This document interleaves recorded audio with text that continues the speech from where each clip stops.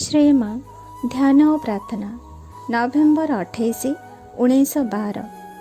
ध्यान धारण जो समय अतिबाहित हुए तार अपरिहार्य परिपूरक नुहे कि बाह्य जीवन प्रतिदिन प्रति मुहूर्तर कर्म यही दुईटी जेते करी समय दि जाए से ही अनुपात ही निर्देश करे मनुष्य को केते चेष्टा करने को हेब प्रस्तुति निमंते और केते चेष्टा करने को हेब वास्तव सिद्धि निमंते।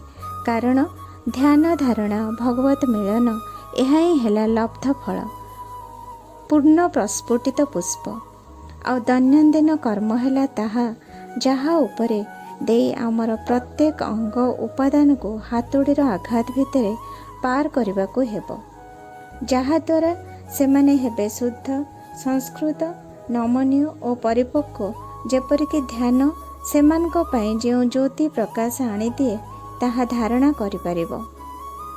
एहीपरि गोटिए पर गोटिए प्रत्येक अंग को अग्नि परीक्षा भितर देई सेते दिन पर्यंत जीवाकू हेबो जेपर्यंत सर्वांगीण विकास पई आउ बाह्य क्रियार प्रयोजन रहिबो नाही।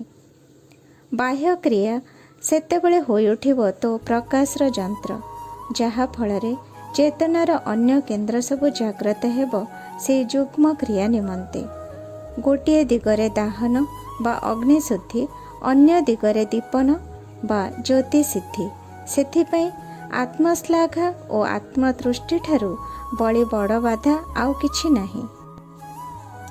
एही जेउ सबु असंख्य सत्ता और उपादान रहिछन्ति सेमानंक भितरु केतेकंकु ढळेई करी शुद्ध करबाकू हेबो जेपरिकि से सबु होई उठिबो नमनीय नैवर्तिक जेपरिकि सेमाने शिखि पारिबे आत्मविस्मृति आत्मत्याग निष्ठा मैत्री और नम्रता।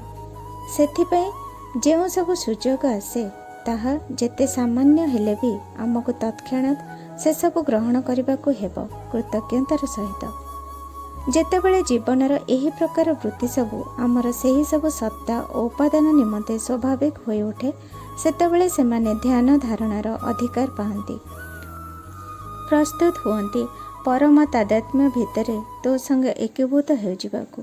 सेथिपई मो मने करे जे श्रेष्ठ साधक पक्षरे भी एही साधना दीर्घ और मंथर हेबाकू बाध्य। हठात सिद्धि सबु केबे हेले सर्वांगीण होई पारे नाही ता फलरे सत्तार दिग परिवर्तन हुए सत्ता को यह सीधा मार्ग रे रखी दिए किंतु यथार्थ भावरे लक्ष्य पहुँचवाकू हेले प्रति मुहूर्त सबु प्रकार अगणित अभिज्ञतार प्रयोजन को स्वीकार न करी काहारे उपाय नहीं।